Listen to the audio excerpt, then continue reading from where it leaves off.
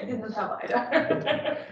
No, I think one has to be quite careful, and the good thing was that I have quite strong mentors, so the history is one of my mentors as well, and I really love experience. I think Subha wants to start. So does he want to start? Yes. Yes. I think we can start. So I'll be moderating. So we start with the Subhasish. So he will be presenting something about if the awareness can reduce the identity-driven bias in cricket. Okay. Thanks. So would you like to present 20 minutes or 25? 25, please. 25. Yeah, just let me know. I have 5 minutes left. Yeah, thanks. Thanks for already telling my title. So it's a joint work with Sarah, who is at Reading, but she's not around today, and Carl, who is at Sterling. So let's start with the fact that a lot of things that we do in our day-to-day life are essentially competitions. And we have winners and losers in competition. And many of those competitions are not very straightforward to see as outcome. So you don't really see who is winning, who is losing, or how different decisions are made, who is in favorable with this decision or that decision. And those are done by human people. Okay? So job interview, grant application, litigation, sports, you can think about all this. Like there will be a board of people who are judging you whether you will get the job or not. Sports, referees, umpires, and all those people are making judgments. Grant application, there will be, again, in the board. Litigation, there's a judge and jury and so on. So yeah, people judge what other people are performing, right? And not all the time the judgments are correct. Now it can be incorrect because so there's a mistake. If there is some mistake, it's okay because the mistake will be randomly distributed to different people. But it can be incorrect also because the judgment is biased. And then there is a problem. And this bias can be because of gender. We are just talking about gender. It can be nationality, race, religion, language, you name it. So essentially, those biases stem from identity, social identity, identity-driven bias. So what we are trying to do in this paper in one line, we are trying to find out if we have more scrutiny and awareness, can we get rid of this identity-driven bias? Or having the scrutiny and awareness, can it reverse the bias towards the outgroup? Okay, as you are saying that male prefer female, female prefer male, can we have those kind of things? So the examples are from everywhere, and this is why this is really important, and this is why I don't call it a sports economics paper. This is a behavioral economics paper. There are examples from judiciary. There is a quite hugely famous paper by Shayo and Judgement who showed that in Israel, due to religious identity, either the judge can be Jew or can be Arab, and their decisions are biased towards if the Jew and Arab, according to their identity. And similar kind of thing about gender, immigration status, and so all those things are seen in US judiciary system as well. Police, we all know, but this paper probably stop and search. Black people are stopped more and searched more compared to white in US. Marking. This is Italy. That for same performance, objectively same performance, say in maths, okay, native students are given more marks than immigrant students in Italy. And evaluation, just the opposite. What students are doing towards the teachers? Well, male students give bias evaluation towards males. So they are more negative against female teachers. And there's like whole lot of those kind of bias documented in sports. We have some people who have done it in this room right now. So nationality, well, Saketi and Fernando and George, Sandberg on dressage, Alex worked on football, and race in basketball, and this is one of the biggest paper in that area. Language in skiing and so on. Is language paper yours too? Yes. So actually, rumor tell it's faulting. So yeah, this too. So yeah. This is in football, and skiing is. Opposite. Okay. Yeah. Okay. So essentially that is the case. Okay. Now. Question is, what are the consequences? These biases can make the competition bad. It can have negative outcome. So if I know that I'll be negatively affected, I'll not like to join the competition, or even if I join the competition, I'm not going to spend much effort because I know that you're going to be biased against me. And the opposite, if I know that I'll be biased for, then I'll join and not put much effort because I know that I'm going to get favor anyway. Okay. Overall, this will be a discouragement effect, and in the longer term, you might have reduced participant inequality and discrimination, welfare laws of third party like the audience, and so on. So policymakers really try to take care of these biases, and there are several ways to do it. You can give performance-based rewards. So essentially, if I see that a judge is being biased, we like cut salary for the judge, or we name the judge in the newspaper. But you can see that those are not really practical things. One of the things that are used quite a lot is giving feedback and making people aware that this kind of biases exist. Okay, and whether that can work.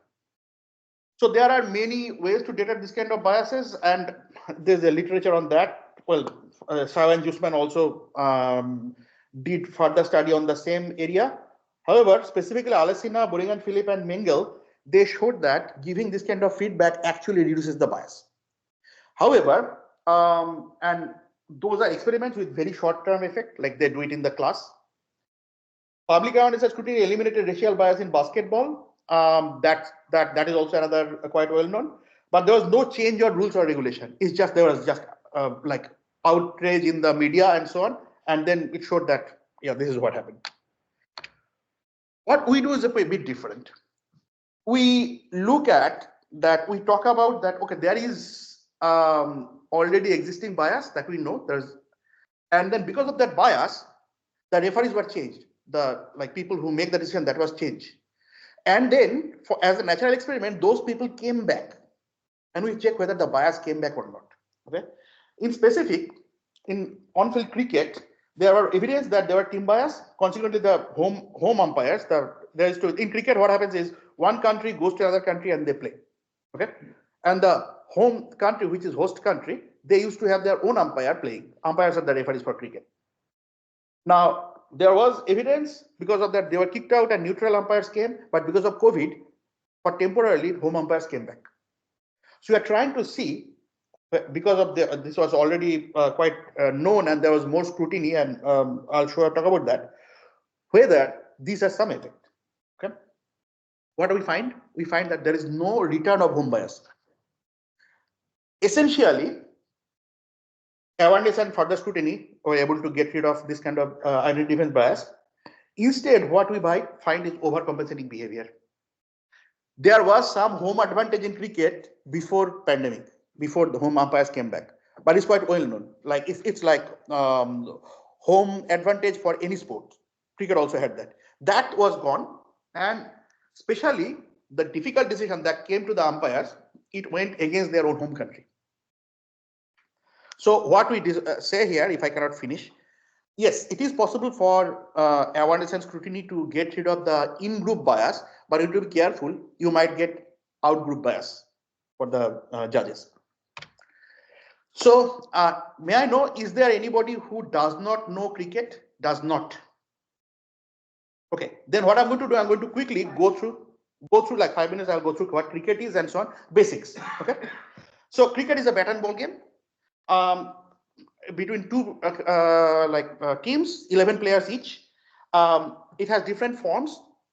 So the shortest form can last for a couple of hours, and the longest form lasts for 5 days. And I'm going to talk about that. Okay, it consists of series of innings. So one team will bat first, the other team is bowling or fielding. Okay, and the other team will then bat again, and then first team will bat again, and then second team will bat again, and then whichever team makes the highest number of runs, okay, the scoring is called runs, they wins. Okay, now it is actually pretty popular sports in the world. These are the countries that play cricket. Okay, the red ones are the main, and green ones are the associate. Okay, and actually it has over 1 billion global fans. Actually, 1 billion is like lower estimate. And economists don't usually work with cricket. Lucas and I showed it pointed out in one of the earlier work. And cricket, there's the Indian Premier League. So South Asian countries play cricket the most. okay, and the other British colonies. Indian Premier League, the biggest league in cricket, that is one of the top 5 most revenue generating sports all over the world. Okay, so it's not that because it's not outside of the Commonwealth country, still it's a big thing. So so what we are going to focus on is some particular decision by the umpires called LBW. Okay. So what happens in cricket is the following: the bowler throws the ball, and these things are called wickets. If the ball hits the wicket, then you are out. Okay, it's called bowled wicket, bowled out. But there are many other ways of getting out. One of the way of getting out is you could not hit the ball with the bat, but the ball goes to hits parts of your body. And the umpire thinks that if the ball did not hit the part of your body, it would have hit the wicket. So it's called LBW, leg before wicket. Usually it hits the leg. So it's called leg before wicket. And the leg before wicket is something that is comparable with the offside rule in soccer. Okay. Everybody thinks that they understand offside, but they don't. Similarly, everybody thinks that they understand LBW, but they don't. In short, the bowler will have to make a proper ball, and it will have to be in this side. So think about some imaginary line between the two set of wickets. If it's in the right side or in the middle, and then it was hitting, is fine. But if it's dropped in this side, then it will not be considered out, even if it hits the leg, because it's the blind spot of the batter. Okay. So now there are umpire home bias, and one of the most problematic area of this home bias is LBW, because you can see that the umpire has enough authority to give someone LBW or not. Why? Because the cricket, this between the two wickets, it's 22 yards. Okay, 22 yards means around 66 feet. Okay, or 60 meters. When bowlers bowls, they bowl around 150 kilometers per hour. So everything happens in split seconds, and the umpire will have to make a decision looking at that whether it was LBW or not. Ball often swings like this, or it goes fast and jumps and so on. So umpire will have to think that where the ball dropped, how it turned, whether the height was high enough or not, all those things, and then say it's LBW or not.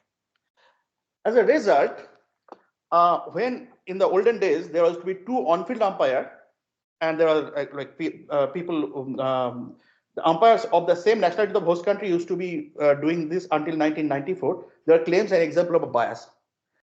So this is one of the most famous. England went to Australia. There were Australian umpires. They did something that the International Cricket Council had to change the rule.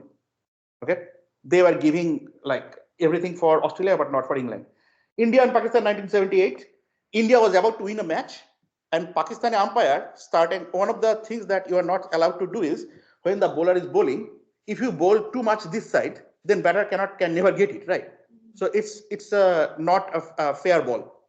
But when India was about to win, the umpires keep on allowing all those balls. So India decided, I'm not going to play. This was the first time one team just considered the match.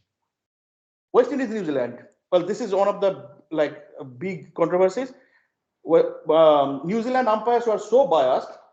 New Zealand umpires were so biased that West Indies, you can see that this guy kicked the wicket out, and this guy, when he was running, he hit the umpire intentionally. And England, Pakistan. Well, that was if we have English people here, no. Okay. That was one of the big stories. So this is real. This is real.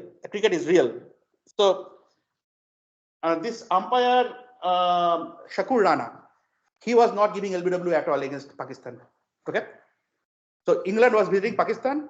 You can see that people are getting LBW, but he's not giving. So Mike Gatting went and talked to him, the head, the captain of England, and then he said something like this. So Shakur Rana got very offended. That, I am the umpire and you're talking to me like this. He stopped the game. And Mike Gatting said, it's okay, you don't have to play if you're this biased. So Pakistan government told the British government that they're supposed to sign a trade deal. They said, you're not going to sign it unless your captain apologizes.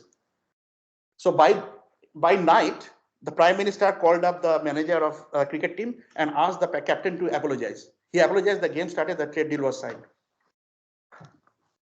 So, as I said, this takes takes the cake really. So Pakistani cricket legend Javed Miandad, he played from 1976 to 93.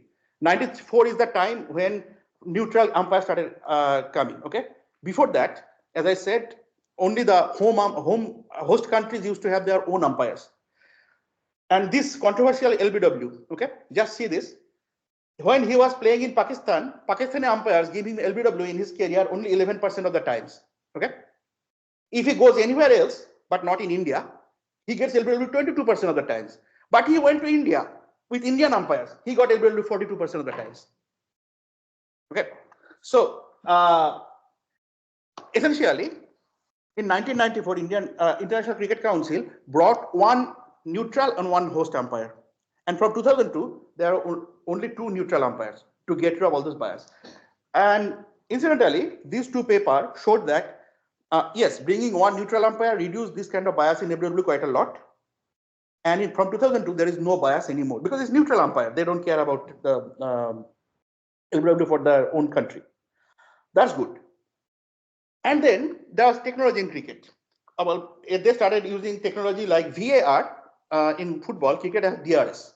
Okay, so from 1992 they started, and then they showed that using LBW decision that DRS can reduce the potential bias and so on. And there are other results as well, but it has also limitation and margin of error. So what happens is DRS uses a particular software. So when the ball is going and it hit the leg, then you don't know ball, otherwise what would gone, right? So the umpire can ask the third umpire who is outside, they're looking at the TV, so whether it was out or not. And sometimes you don't know whether it was out or not. For example, if the software shows that the ball coming like this, it has margin of error, like mean and then standard error, both sides, right? Margin of error. Similarly, this, it can have margin of error. So in that case, the decision is from the umpire.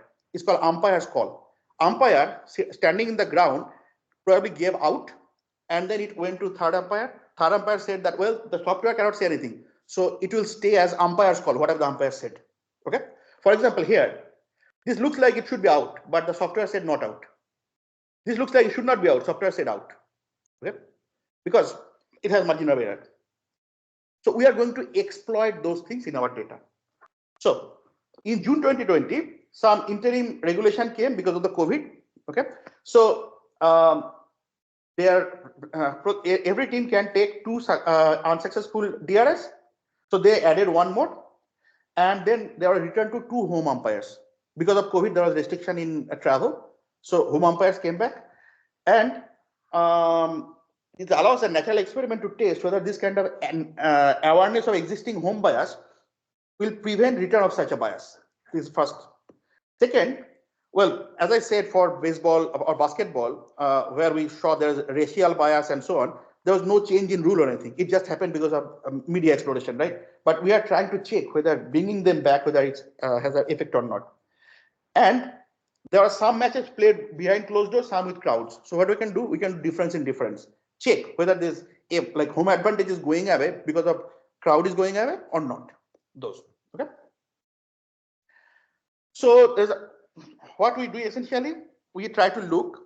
We have a set time frame in which there was 2 neutral umpire, and then time frame when we have 2 home umpire, and then we're going to check these 2. Okay. And we are trying to find out whether this previously home umpires had the home bias. They used to favor their own home team. But now with this awareness came up, DRS came up, so their cost of reputation is now quite higher. Whether this kind of fear of cost of reputation can reverse their preference towards the opposite team. To do so, we use this Kocsoy and Ziedel's or Bordello et al. Their preference reversal model. I'm not going to go through the model, but and we'll show that yes, if the cost is high enough, then it is possible that they will change their preference, and it matches with US juvenile court in which white judges are harsher to white kids, black judges are harsher to black kids, because previously it was that they were harsher to the opposite one. So there are implicit bias against by black people by the black police. We know that one too, and this is another one. This is what you find in your dressage data. I think they find in music competition, like music composition competition, that it was quite well known that male professors were biased against female competitors. But when this was came to know that male professors is a male dominated industry and they were harsher, in New Days there was an experiment in which showed that the males are actually nicer to females compared to males. Okay, So it matches with those. So let me just,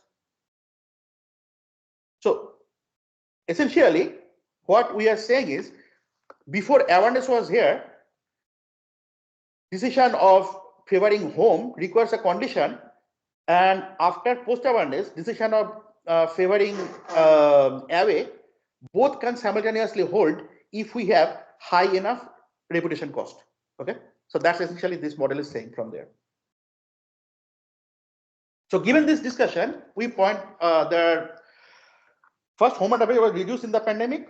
So the first hypothesis was international test cricket in home advantage, it was reduced at the time of pandemic. Second, we say that LBW decision were really less favorable towards the home team, okay, because of what the model and we discussion we made, independent of whether there was a crowd or not.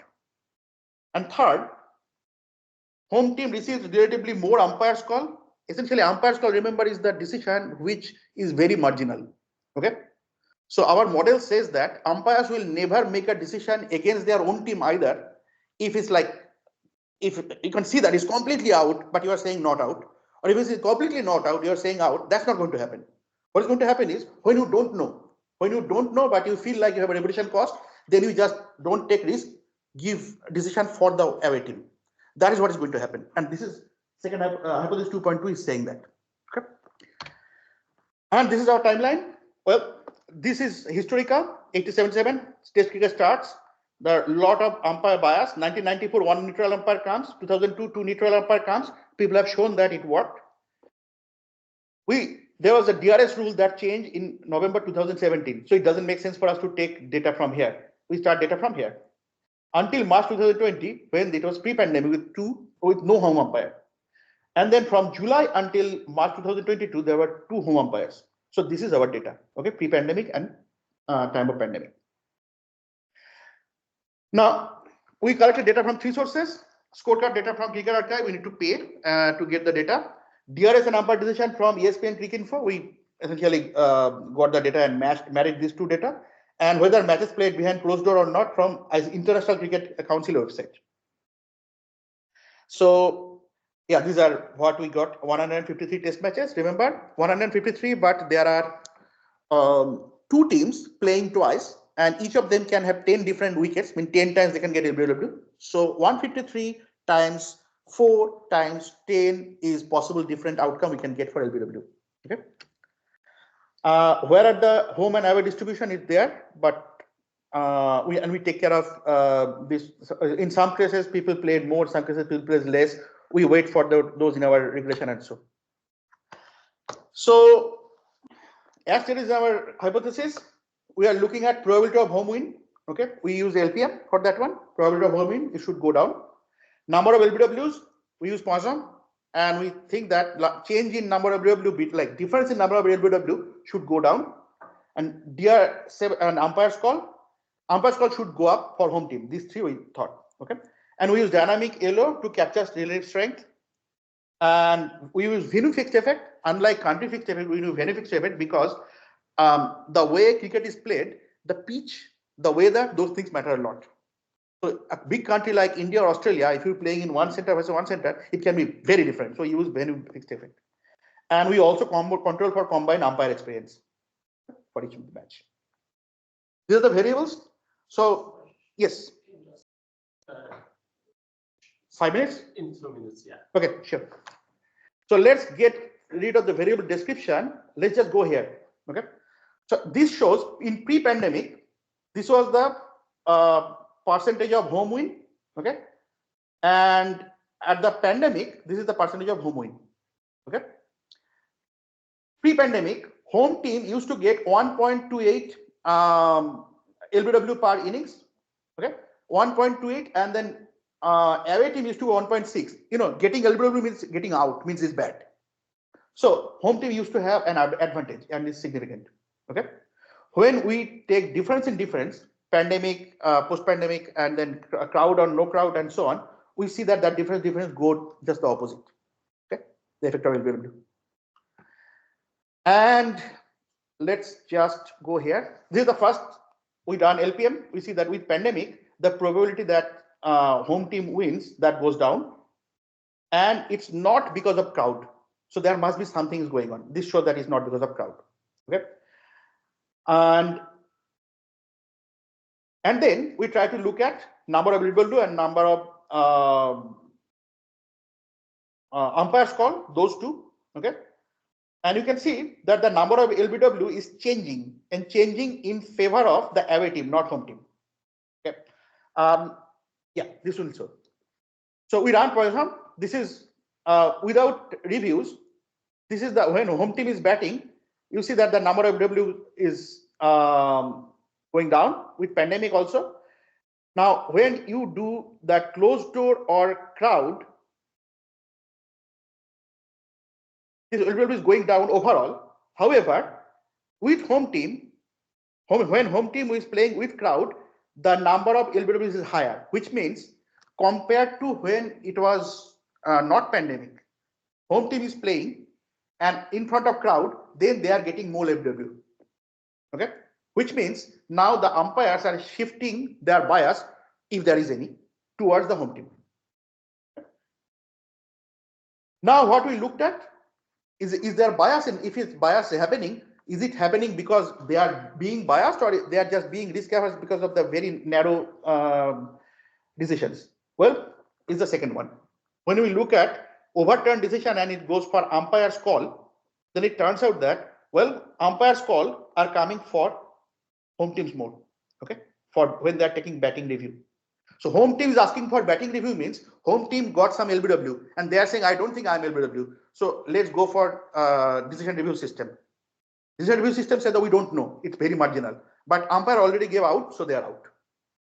That's what we find. Really, these are also saying the same thing with a different way of showing with the regression. And it turns out that it's weakly stronger with crowd. And why is that? We say that there is the whole literature on social cue effect. Social cue effect means if you are trying to do something and people are looking at you, or you like feel like you are being observed, then you become more conscious and try to do the right thing. Okay, there is psychology and ethology, they have this literature. It might be that because they are a crowd, they become more conscious and they are this particular bias against my team is become stronger. And essentially, the reverse overcompensatory bias against home team by home umpires appears to be driven by the marginal judgment, not outright a bias. Stay with the on-field decision after technical resistant umpire's call. That's essentially what we see. Okay. And essentially, what we also say that yes, we got this data from because of this natural experiment, but it does match with all this juvenile court in US or the music competition in the composition, and hopefully your result on dressage, where the male are biased against male and female are biased against female. And that's it. So we have time for one question. Yes, please. Are there any reputational damages from outgroup bias in that case then? I mean, you prefer to have people who are completely, in which case would this be a problem in the future perhaps? So in our model at least, there is reputation damage on any kind of bias. Okay, so it's essentially you make mistakes and you get. However, when it's a marginal case, the reputational damage would be more if it goes against your own team. Sorry, it goes for your own team against you. So that's why they're seeing that. It's not in our model, but this is what we see. However, in real life, if you make mistakes, then what happens is if you make repeated mistake, you will get out of ICC panel. So your money, how much money you are getting or the fame you are getting, those will be damaged. So you really don't want to have any kind of bias. Okay, but it seems like people used to have implicit bias and then they are going to the other direction, but that is gone and they are trying to save their reputation in this case. Yep. All right, thank you very much. Thanks. Yeah, now it's time for second presentation by Bernd.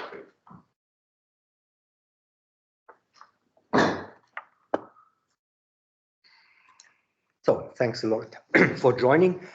This is somewhat different from what I usually do. It's not a sports economics, but it's a sport, let's say, policy paper. And what I use here is cross-section data. So I'm hesitant to talk about causal effects.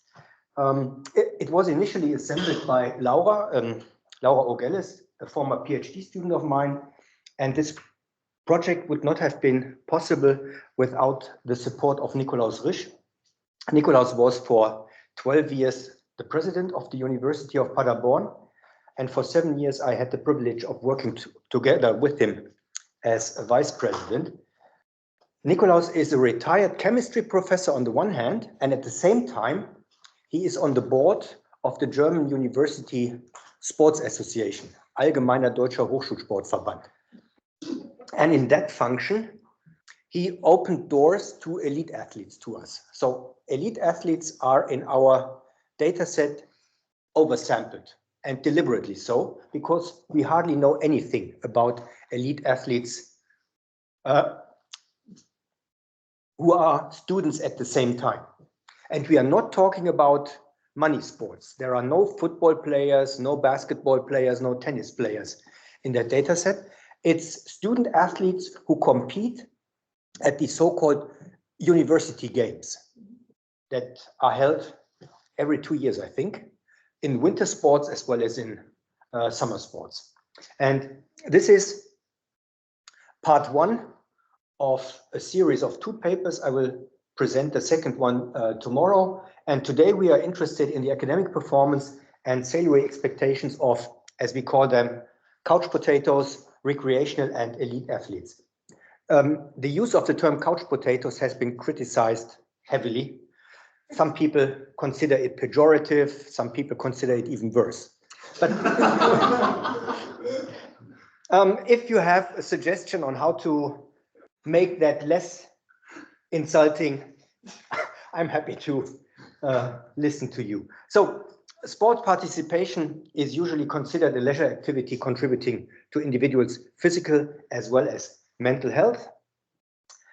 It is not yet clear, however, whether sport participation also improves an individual's labor market prospects. There is lots of evidence from the United States. I will briefly, very briefly, review that literature, but before coming to that, let me outline our research question. On the one hand, playing sport can be interpreted as an investment in one's human capital, which is, of course, likely to improve an individual's labor market opportunities. Physical activity may also serve as a credible signal of mental dispositions, such as stamina, endurance, diligence, characteristics that we typically think are considered or are highly valued by prospective employers. On the other hand, due to time constraints, playing sport is likely to reduce the time that is available to prepare for exams, to write decent papers, etc.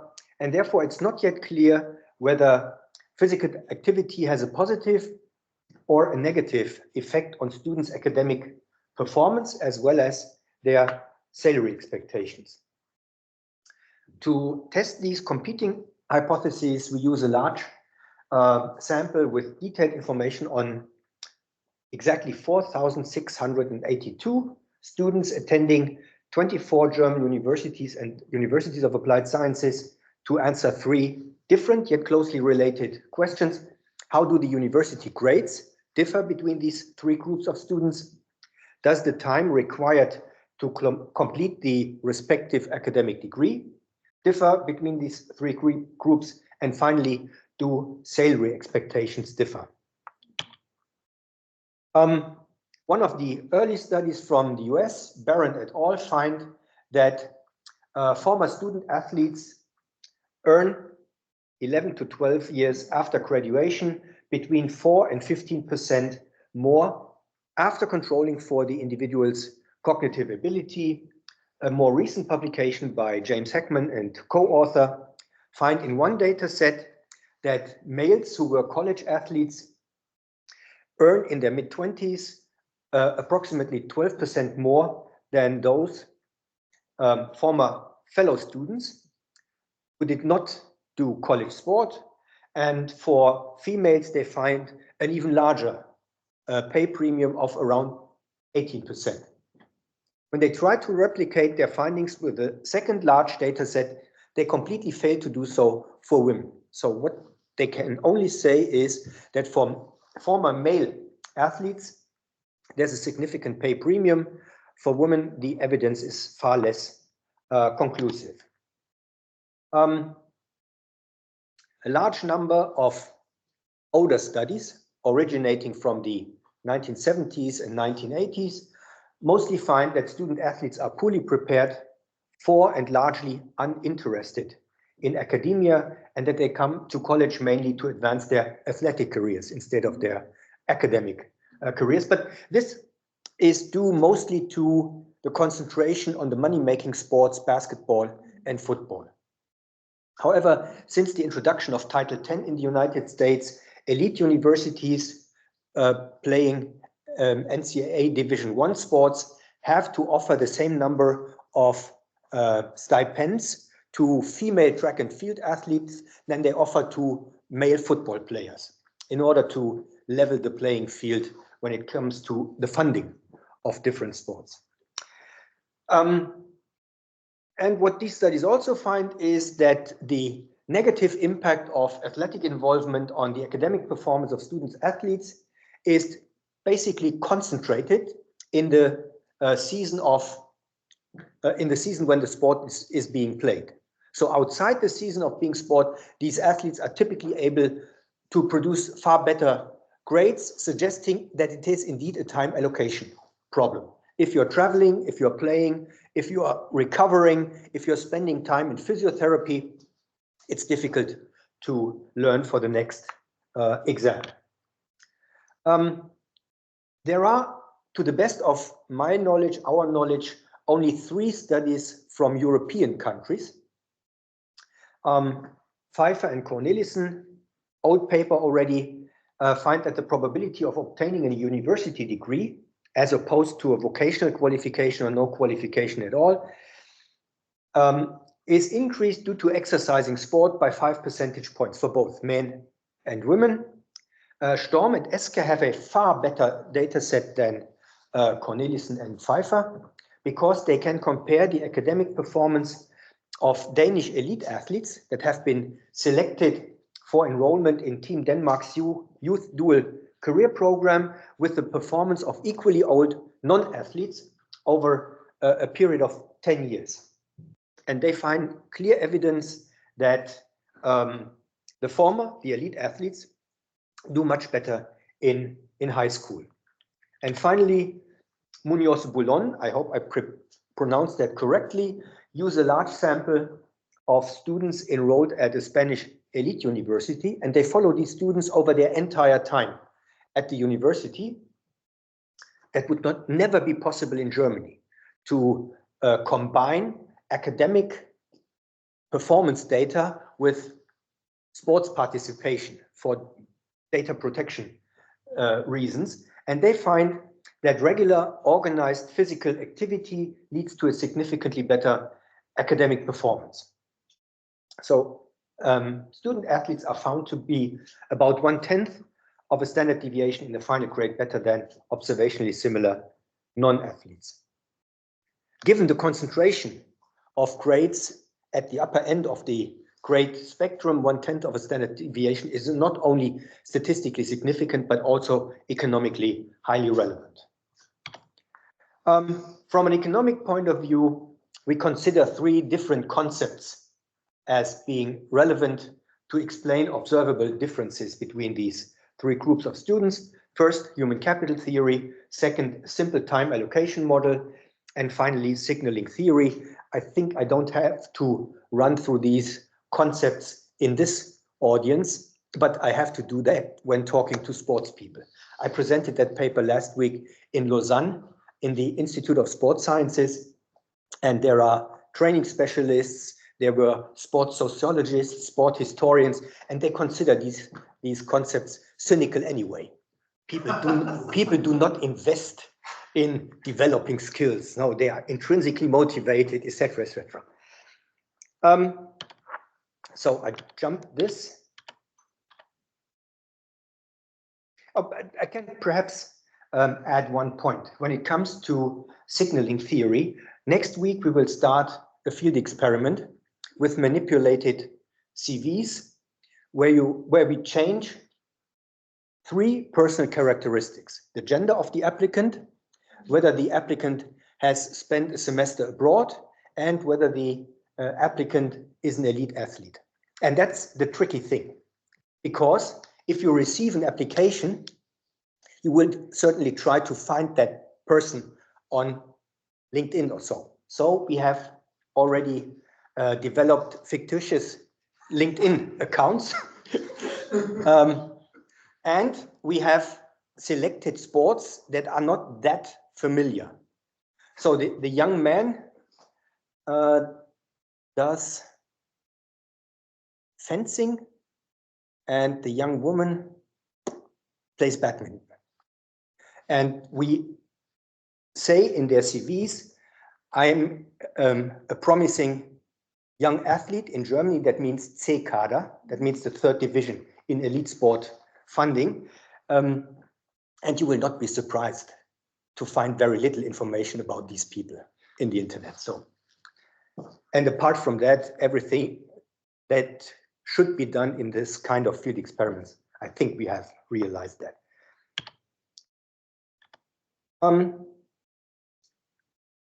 In the US, there have been at least 3 audit correspondence studies published in the recent past, and what they find, and that's surprising given the large and significant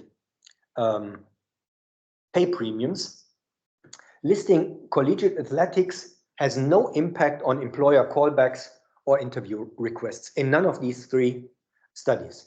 The question is, can this evidence from the US, where training occurs at the college, be replicated to a European context where training typically takes place in sports clubs?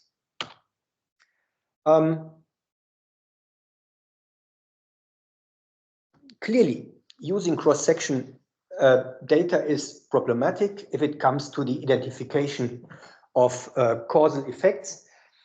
What we try to reduce this cause-effect problem is very simple.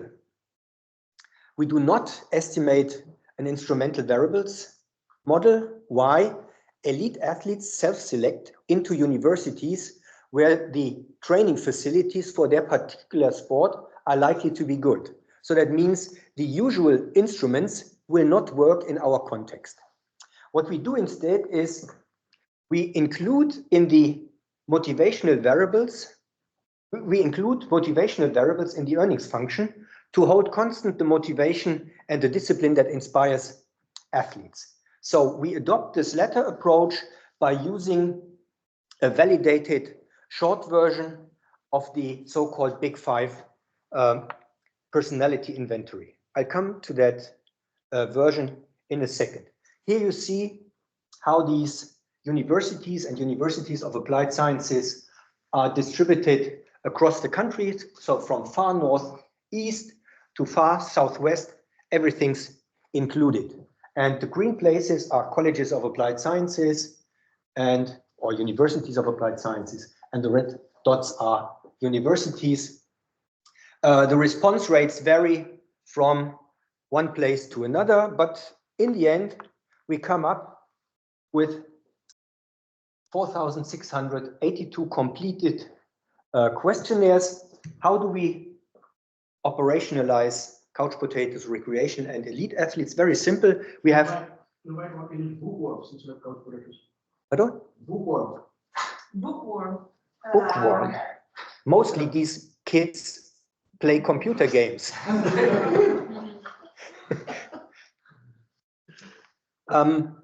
How do we distinguish? Well, we have one question. Do you play sports? Yes, no. If yes, how many hours per week on average? And second question, do you compete in the sport that you play at regional, local level or national, international level? And we classify as elite athletes those who say, I play sport and compete at least in national championships. in my sport. And we don't care whether this is archery or whether it's fencing or whatever. But I think e-sports is excluded. We have nobody in the data set who said that he does esports. These are by definition the couch potatoes. And recreational athletes say they play sport, but they do either not compete at all or compete in local contests only. Women are overrepresented, and that is easy to explain. If you see the distribution of universities, we have very few universities that are characterized by large departments in mechanical engineering, electrical engineering. So the fields that are typically studied by male students. But average age is exactly the figure that you find in official statistics of Germany. The average age is 24. And this is due to the fact that we have bachelor students, master students, as well as PhD students in our sample. Time allocation. So couch potatoes say they study on average 31.5 hours a week, recreational athletes 31.8, and elite athletes 28.6. But training hours per week, by definition, 0 for the couch potatoes, 5.4 for the recreational athletes, and 11.6 for the elite athletes. Some of you might be surprised by the low number of training hours of elite athletes. It's a diverse set of sports, and there are a couple of triathletes in the sample that train 25 hours a week. And there are others who train only about 5 to 6 hours a week. And therefore, there's a certain overlap in the training hours between recreational and elite athletes. But when we add study hours and training hours, we find that elite athletes work far more if we include training into work. 40 hours versus 31.5 hours. Then that's the expected net starting salary immediately after graduation, and the expected salary 5 years after labor market entry. Elite athletes expect to earn more, but they may study money-making subjects compared to the couch potato. So we have to control for a couple of confounding factors. We have to control for expected working hours, for expected starting position, for industry, etc., etc., etc. And finally, expected final grade and time to degree. For those of you who are not familiar with the German grade system, 1 is the best grade and 4 is the worst grade, and that means just pass. So these differences are small, yet they are statistically significant. Recreational and elite athletes expect to graduate with the same average grade, while couch potatoes expect poorer grades. But you also see that elite athletes expect to spend 1 semester longer. So these figures are semesters, 15 versus 16. And this is due to the fact that we have also PhD students in our sample. So here you see this short version of the Big 5 personality index. It's a Likert scale ranging from 1 completely disagree to 5 completely agree. And you see, apart from 1, statement number 3, the groups are always statistically significantly different from each other. So I'm a hardworking person. The difference is small yet significant, but when it comes to other things, I'm a communicative person, 4-7, 7-3, 8-5. And when you go further down, there are a couple of examples where the differences are pretty large. I have a positive self-image, see here, that's one of the largest differences. The problem with these 17 items is that they are at least occasionally highly correlated. So in order to reduce multicollinearity problems, what we have done is what psychologists typically do. We ran a factor analysis and retrieved exactly the 5 factors that have been developed by psychologists already ages ago. And you see the factor loadings are very, very high. Typically, people tend to argue, so a rule of thumb, 0.3 or 0.4 is a high factor load already, and we have nothing below 5.25. Yeah, but that's not a problem. So we use these factor scores to describe the personalities of the respondents. One factor is conscientiousness, a person's ability to regulate impulse control in order to engage in goal-directed behaviors. Agreeableness refers to how people tend to treat relationships with others. Extraversion reflects the tendency and intensity to which someone seeks interaction with their environment. Openness refers to one's willingness to try new things. And finally, neuroticism describes the overall emotional stability of an individual through how they perceive the world. So we expect initially that the first 4 dimensions are positively correlated with expected starting salary and salaries after 5 years, and neuroticism to be negatively correlated. You see that there are massive differences between the 3 groups.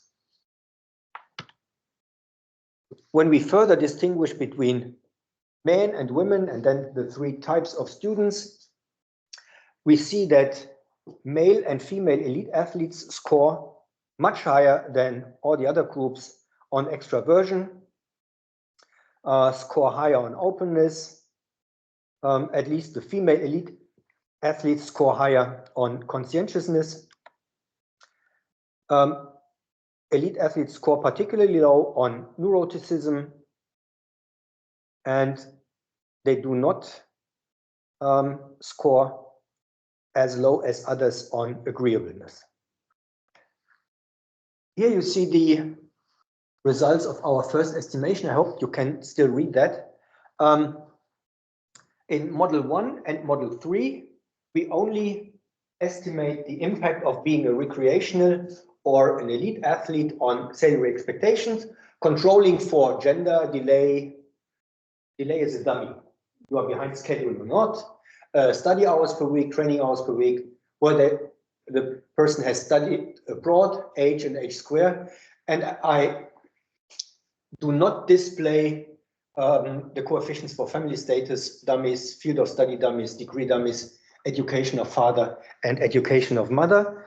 And you see that controlling for all these things, recreational athletes expect a 4% higher salary. That's statistically significant. Elite athletes expect to earn 9% more.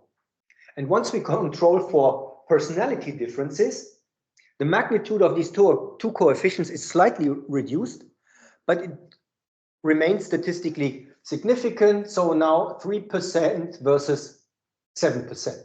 And apart from one coefficient, the personality dimensions have the expected signs and are statistically significant.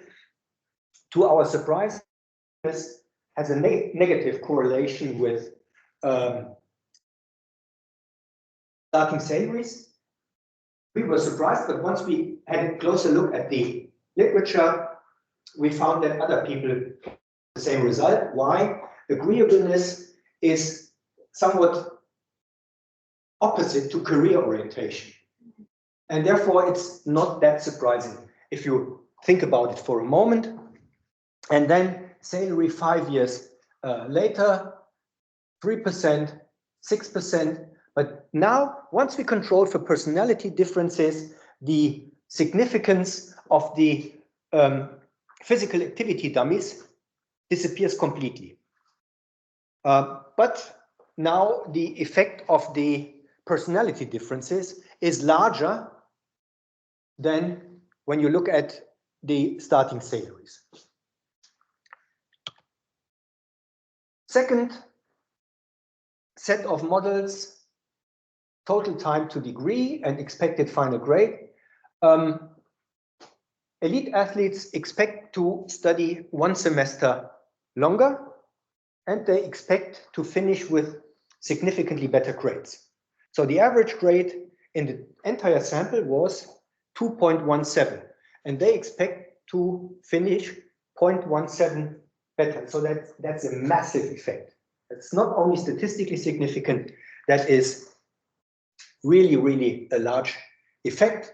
And that completely survives even after controlling for personality differences. So, dual career students, students who are at the same time elite athletes, are different from the rest of the student population in the sense that they are very often high performers in both their sport as well as in their field of study.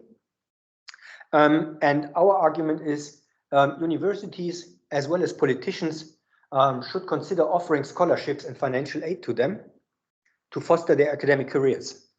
Apparently, these elite athletes spend as much time in inferior jobs outside the university to make a living than the couch potatoes and the recreation athletes. And if you give these people the opportunity to study faster by providing scholarships, they will most likely not need a semester longer. Successful athletes are very often inspiring role models for many other students. So universities should invest in building new and renovating old sport facilities and offering a wide range of sports classes on campus to increase athletic involvement of the general student body. However, that needs to be combined with carefully designed incentive systems that have the potential to motivate even couch potatoes to start exercise. We all know that in the first 2 weeks of the semester, the sports classes are full, and starting with the third week, attendance figures decrease. And that's the same with fitness clubs all over the world. German fitness clubs typically make 30% of their annual revenues in January. And then these people do not show up anymore after the end of January. So if it makes you feel any better, my economics classes are like that.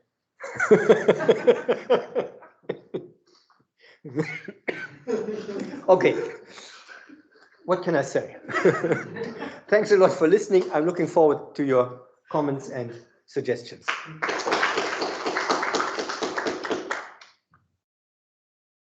Elena. So there is a paper by the guys from Bernd, from Alexander Kapell and Bernd, and they did exactly what you suggested, which is they gave students like small monetary incentives to join the fitness classes, and what they showed also with these like small things, even though you're not a kind of professional athlete, it really helps to increase student outcomes. So that's something, I mean, I have to look up the paper. I'm happy to send it to you. Oh yeah, that would be great. And the other thing I was wondering when you showed your regressions is, so when you showed the bar graphs, we saw that there was quite some heterogeneity between athletes and non-athletes and gender with respect to the different traits. So maybe also kind of interaction effects might play a role in your regressions. I don't know if you're testing, but I know they are getting that very messy. They already are. I know this is like but just, I don't know, or splitting it up or in some way. So we have to capture this. Estimated the model separately for men and women. Mm-hmm. And the athletic activity effects are stronger for women than for men, which is not surprising because the percentage of female elite athletes is lower than the percentage of male elite athletes, pointing to the importance of self-selection. And when we carefully, that's something I will present tomorrow, therefore. Okay. Can I ask, so you have very few couch potatoes in your sample compared, like in proportion. I have what? the people who call couch potato, Yeah, the percentage is very few, right? Like yeah. 20%, right? I think that is social desired response behavior. Exactly. So is it the case that the people who actually care to study and earning much more, they didn't want to get into your survey? And that's why you're getting this result. Self-selection bias. That, clearly. But how can you address that issue? I have no idea. I'm pretty sure that you are right in arguing that the percentage of couch potatoes in reality is higher than in our It might be survey. might be that 80% couch potato and 20% people who actually do this kind of serious sports, right? Not the opposite. Yeah, but serious sport is one thing and recreational sport is something else. And all that universities can do is to encourage students to engage in recreational sport. They simply don't have the facilities, apart from, for example, the German Sports University in Cologne. Or, I don't know how to translate that. In some German cities, you have centers for elite athletes in particular sports. We call it Olympiastützpunkte. And clearly, these Olympiastützpunkte are always located in places where there is also a large university. If you are a rower, you go to Potsdam. If you are a track and field athlete, you go to Cologne. So the availability of dedicated sports facilities also drives self-selection. Whether this drives self-selection into the survey, that is not a problem for us because we have deliberately oversampled elite athletes because hardly anything is known about that group in Germany. But your argument with the selection of couch potatoes in the survey, yep, that's a problem. But I have personally no idea on how to deal with that problem. No, but again, one can run more surveys to check whether that particular type, but again, that might also have some selection, you never know. So. Quick question about networks. So I'm thinking typically elite athletes will work out together and they may discuss, for example, any problems they have with university or any academic problems they have, and the couch potatoes may not have this same network they can rely on and discuss problems through. Yeah. Do you think this plays a big role? That is certainly an important point. So we have seen that these elite athletes consider themselves far more communicative than the couch potatoes. And clearly that means the latter are, no, the former are part of functioning social networks, while the latter may not be. Moreover, the universities and universities of applied sciences that have agreed to post the link to our online survey on their website have all signed an agreement with the German University Sports Association. And that means they are required to offer special tutoring, if you want to call it like that, to elite athletes. So they are, to an extent, in an advantaged position. Yeah. You could perhaps try and disentangle this for elite athletes for team sports and elite athletes for solitary sports. No effect whatsoever. We have done that. Okay. Okay, that's interesting. Yeah. Just a very quick question. Does it also include gym, going to gym, the recreational sports? If somebody goes to the gym, let's say twice a week, and considers himself or herself a recreational athlete, yes, that's included. And most universities do have gyms. Yeah, and especially so I was thinking related to that question that probably it's because it's a German student pool. That's why it might be different in some other countries. Like the proportion of people who are couch potatoes or who are practicing recreational sports. That's possible.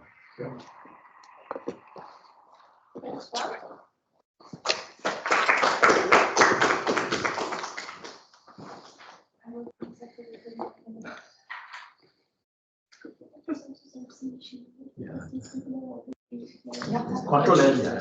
Control L. Yeah.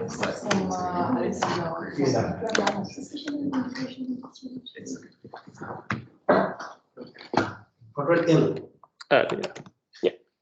All right. Yeah. This is the last presentation by myself. I'm shortly Alp from Durham University, and I'll be presenting who makes better leaders, the captains or the all-stars from NBA, from basketball. So actually, when we talk about the sports leadership, we mostly think about like coaches, team managers, team owners, or sporting directors, etc. These called as like the transactional leaders by the sports leadership, but also there's a transformational leader. So these are mostly the athlete leader athletes, the athletes. So actually we have two kinds of leaders in this paper. So the captains, these are the formally assigned leaders in teams. Also, there could be some informally emerged leaders like all-stars, who could be the superstars, very talented players. So these kind of players can have some effect on the other players because of their charisma, because of their talent, etc. So actually, I'm looking at if these kind of people able to affect other people, to lead, to perform better, to produce more, etc. So yeah, when we talk about the leadership in teams, the sports psychology literature actually claims that the leadership is very crucial for the team success, but their study is mostly very qualitative studies. So they just go to some kids teams and do some surveys and ask, do you think that if your team captain is like a leader for you, if this person, he or she, is able to increase the team cohesion, team production, team performance, etc. So yeah, in the literature, the roles of the leaders categorized by two: the formal leaders and the informal leaders. So in sports, we can consider the captains like formal leaders because the captains already chosen by the team owners, coaches, etc. So they have a formal role in the team. On the other side, some very talented players could have some leadership, characteristics, so they can emerge as informal leaders as well. So yeah, here is actually the peer effect study. So I'm just looking at if these kind of people are able to affect their peers, their teammates, to produce, to perform better. So yeah, and in sports, actually, we are able to analyze this because actually we can measure the performance or productivity of the workers, the players. So yeah, in this study, I have two questions. The first, if these kind of leader players are able to make others to perform better, and if formal or informal leaders have an effect on the other players, so if there is any discrepancy between the formals and in the informal leaders. So in peer effect literature, we know that there are some mixed findings. So some peers affect their peers positively, negatively, or even there are some insignificant findings. Also, there is another literature on the superstars, so how the super talented people in academia, in industries, etc., they affect the collaborators, their competitors, etc. So here we have also very mixed findings. So basketball is quite famous for the peer effect studies with these three papers, Ardiciano, Pazzone, and Wegelin. So basically, in Wegelin, they look at the high-performing players. So these kind of players are the high-performing, and if they are able to affect other players, yes. If a player is classified as a high-performing, using their productivity measures, these are able to affect their teammates positively. So Pazzone look at the players going to the Olympics. Again, they look at the players in the NBA, and the players going to the Olympics, actually, they claim that they learn more, they get some, tactics, etc. So they do better in the NBA seasons after playing in the Olympics. Yes, on the other side, the sports leadership literature, mostly sports psychologists focus on. So they talk about the importance of the formal and informal athlete leaders. So mostly we have the team captains, so they just discuss and find that actually team captains is a myth.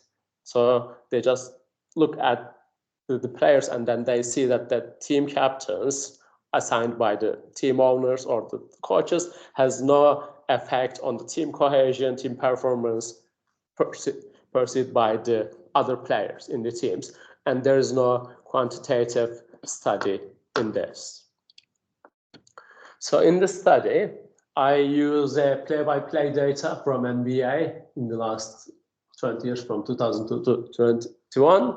So the play-by-play is like in every game, every play, like each team has 24 seconds to attack, right, to score. So actually this attack called a play. So I exploit every play one by one, and I use in-game injuries as an exogenous shocks. So during the game, if a player, like leader player, got injured, so this is like a treatment in this study. So the injuries are quite random things. We never expect a player to be injured in this game, actually. So some players could be more tend to get injured, but you can include injuries that lead to out of the game, right?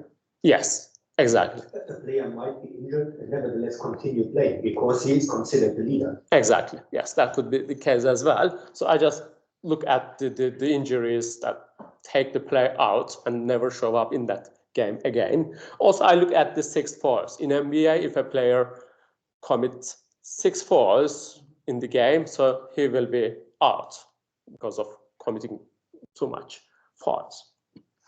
And then I use staggered defend diff using this Callaway-Santana technique. So this actually considers the timing of the treatment. So when this injury took place.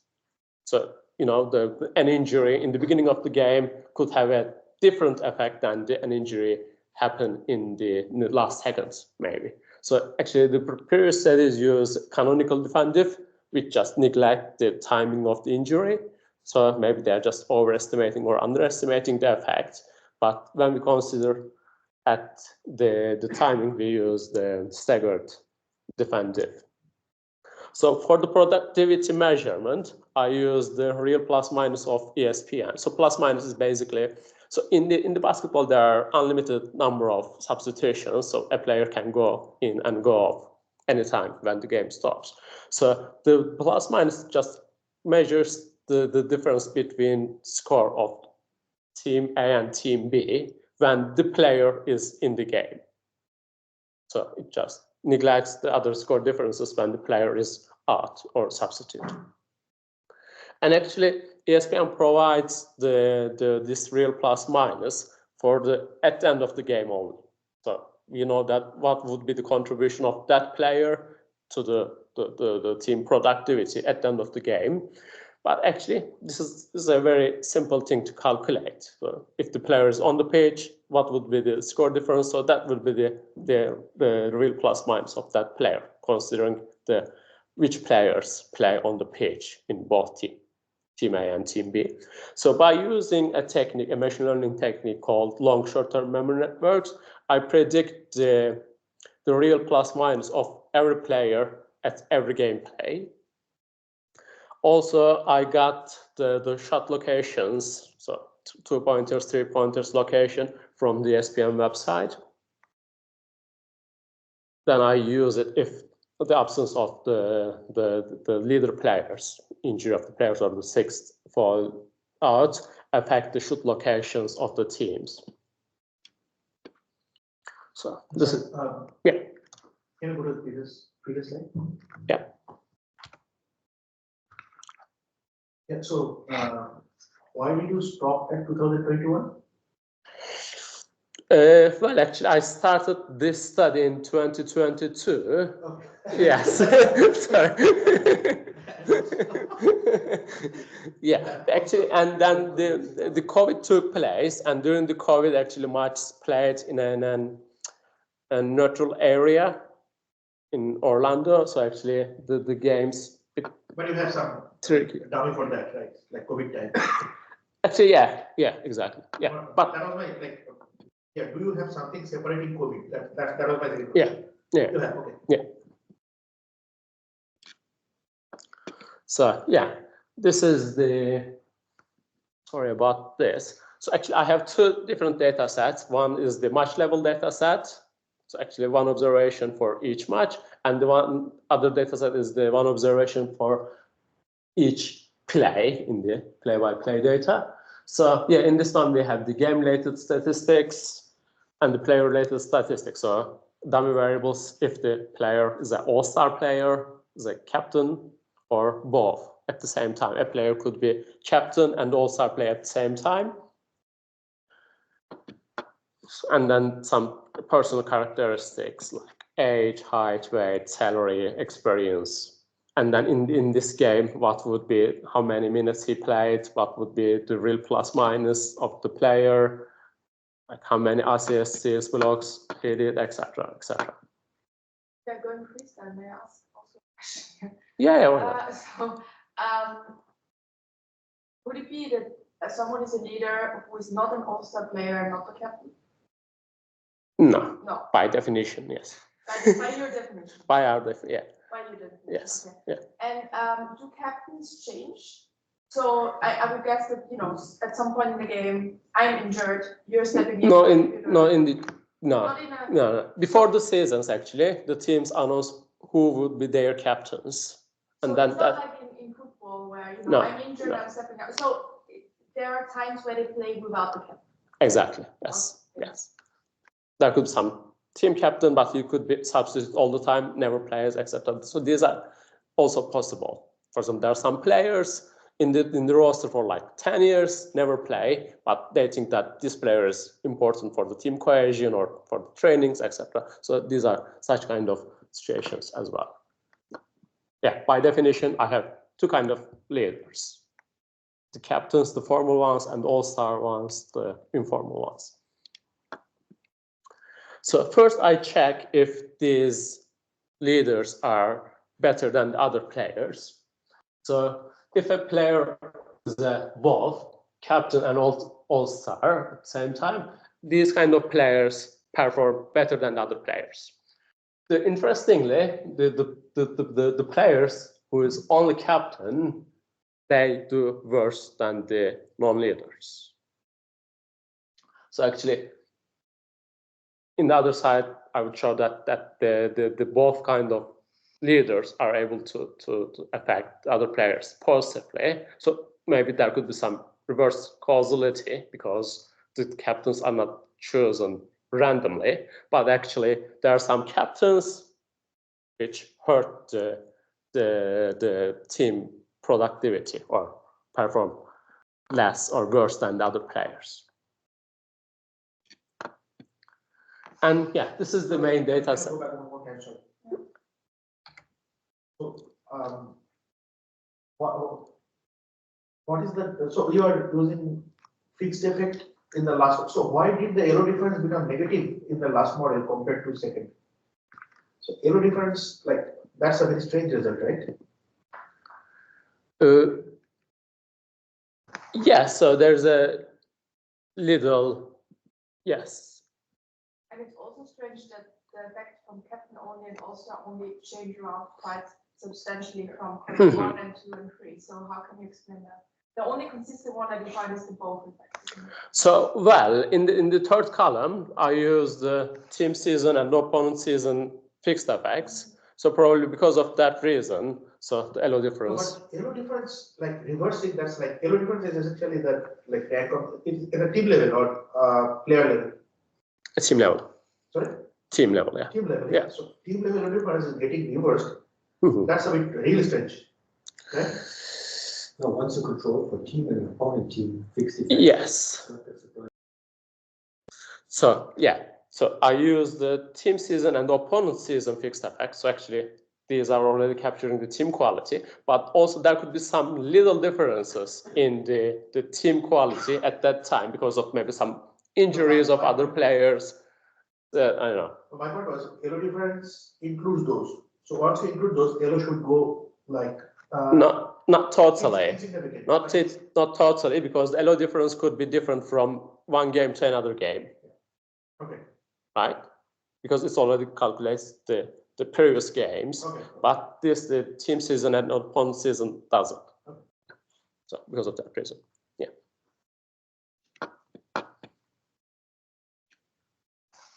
So yeah, this is the main data set. So this is the descriptive statistics of play-by-play data set. So in this one, I have dummies for every place, like if it's a free throw, 3-pointers, 2-pointers, fall, ejection, rebound, dunk, layup, etc. Also, I have same dummies for the leaders, like if it's captain, if it's all-stars, ball, etc.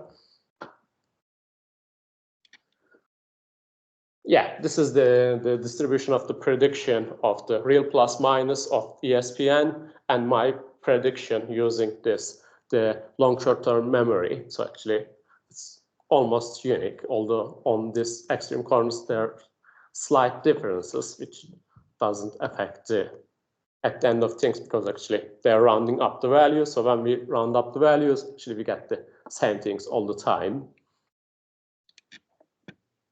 So this is the results of the canonical diff and diff.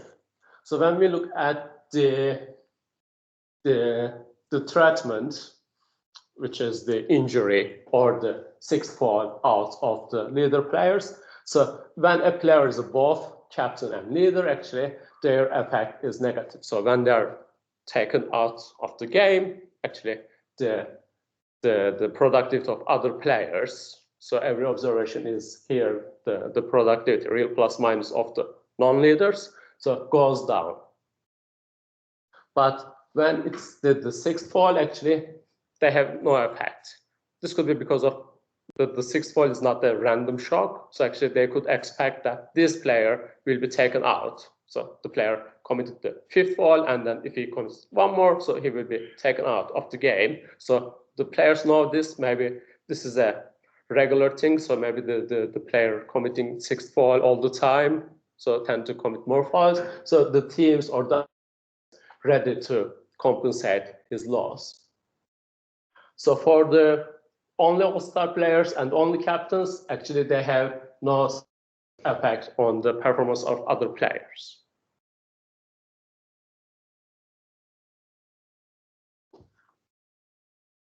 So yeah, this was the canonical diff and diff.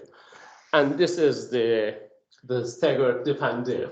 So the first over there, first graph, it shows the effect of the absence of the both player, both captain and all-star. So when the treatment takes place at 0, actually the performance of the other players drop like around 0.1 or something, but this effect is not visible for the only all-stars and only captains. For robustness, I also created a new category of leaders, a placebo, randomly chosen among the non-leaders, because maybe this effect could be mechanical. So absence of someone affect other players. So this is not the case, because actually if that would be the case, we could also see that the only all-stars and only captains also would have such an effect. But yeah, when we choose a group of placebo players, so there is no such an effect. And for the reason for the low productivity, why their productivity decreases, their performance decreases. So I just look at the distance of the shoots, distance of the 2-pointers and 3-pointers. Actually, distance of the 2-pointers doesn't affect it at all in the absence of the leader players. But when the both all-star and the captain players taken out of the game because of the injuries, actually distance of the 3-pointers increases like half it. So actually they need to shoot from further distance, which decreases the probability of scoring. So this could be because of the talent or creativity lost with this leader player. So they need to take more risks because they're not able to setting up a promising game. So they need to shoot from a further distance, which decreases the scoring probability. So yeah. Also, finally, what would be the effect of these leaders' absence on the match outcome?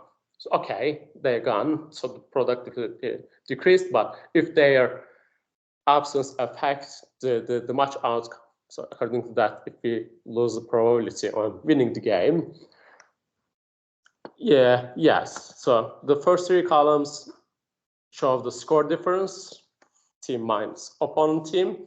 So, and here when there's an injury of the both captain and the all-star player, actually teams score like 2 points less almost, and then their winning probability goes down like 27%.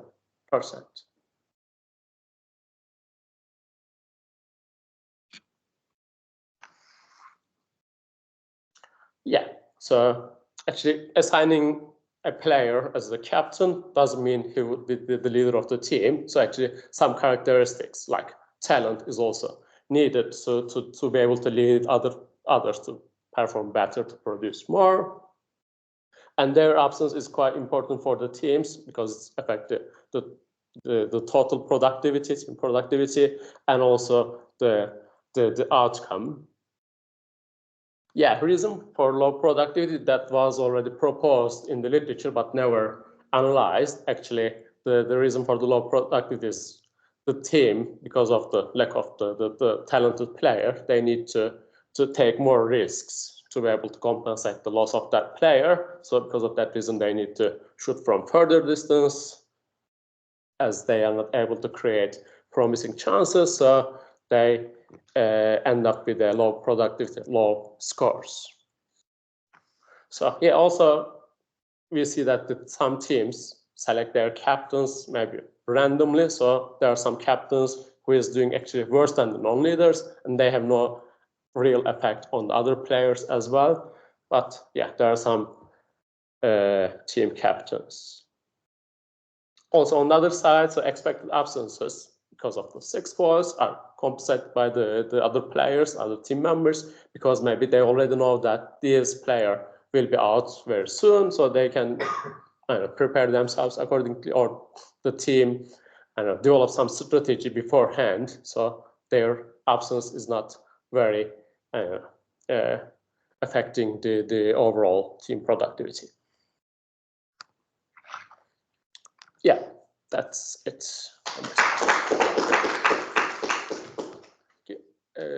Yes. Yes. Is the captain always appointed by the head coach or the owner, or do you have teams where the captain is elected by the remaining 14 players on the roster? Actually, I never heard such an anecdote before. Yeah, mostly the team coaches elect the team captains. So in German football, for example, in some cases, the captain is elected. Yes. And that clearly makes the situation completely different, right? Yes, yes. But as long as I know, in NBA, the coaches do the things. Yeah. Yes, please. So maybe it wasn't on me, but what I was wondering is, so what you see in your data, is it that because of the very good, very talented players leaving the field that things are changing, or is it because of a leader?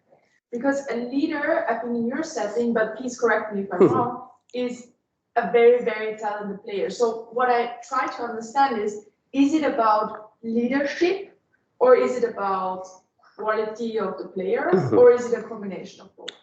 I think it's a combination, because if it would be only about the leadership, so team captains could also affect others better. Also, if it's about only the talent, so other all-star players who have no captaincy would also be positively affecting the other players. But maybe that's also driven by the model you have chosen. I would say, because I think what might be a very nice story coming out, and I think that's maybe what I understand when you originally were after, is it about leadership, like someone who is a really good leader, who is maybe not the one who scores very well, but is the one who keeps the team together, or if it's about quality. And I think with your distinction of just having the captain and the all-star players, and also what I saw, but please correct me, you don't control, like for the performance in general or something. So maybe you can also take this into account to disentangle. I think that's an important point, because if captain role and all-star fall together, these people are not only super productive, Yeah. but I expect them to have superior cognitive skills compared to the rest of the roster. Yes, but this is already related to the captain selection, right? So when you choose captains, you look at its ability, its talent, also the leadership characteristics. But then you told us that it's random already, or sometimes they're just assigned. So I think maybe the story is a bit inconsistent. The question is like, who is choosing the captain and why are you made the captain?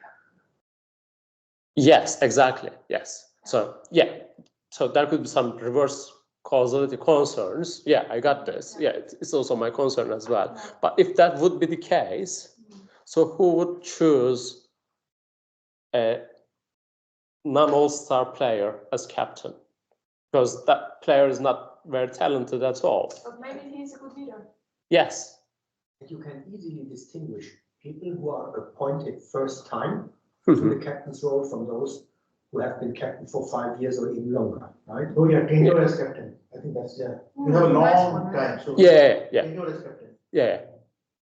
I already control for this, the tenure of the player in the roster, not only the captaincy tenure. The roster is one thing, but tenure as a captain Yes. is something different. Exactly, yeah. No, I control this one as well. I also control for the all-star player. For example, if this player recently became all-star, or he was all-star for the last 3 years, 5 years, or he was an all-star like maybe like 10 years ago, but not anymore, etc. So yes, I control for these kind of things as well. So probably you control for it already. Did you control for 7?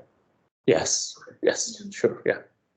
Could you speak a little bit more about injuries and performance? It seems that, for example, you're more likely to get an injury if you're putting in more performance. I don't know. Not sure it's entirely random. Sorry, can you ask again? So injuries don't seem random.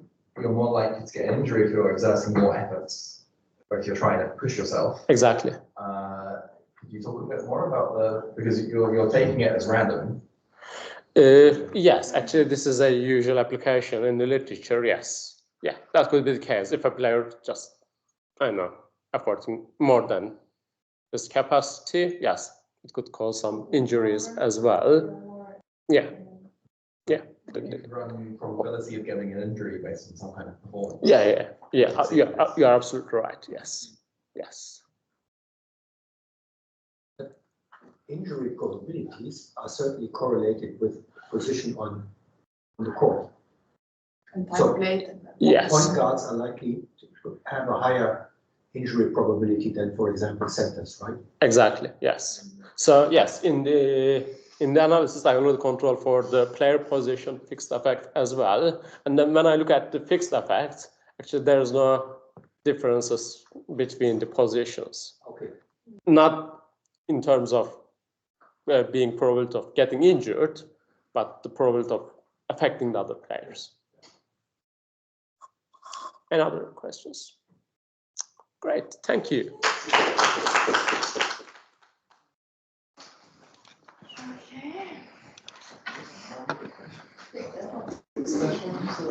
Okay.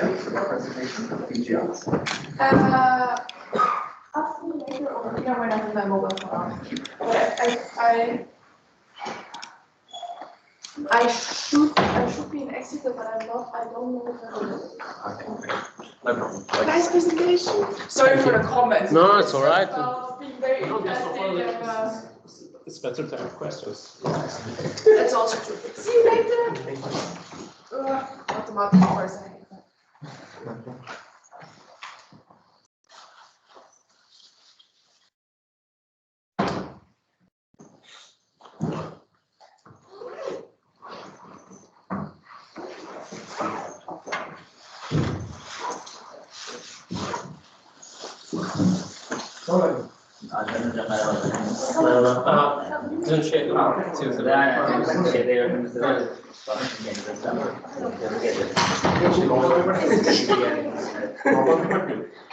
Siz burada mı çalışıyorsunuz? Ben burada.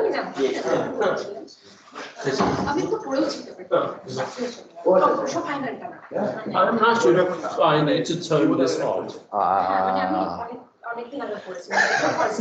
Because it is recording at the moment. I mean, we're finished, I guess.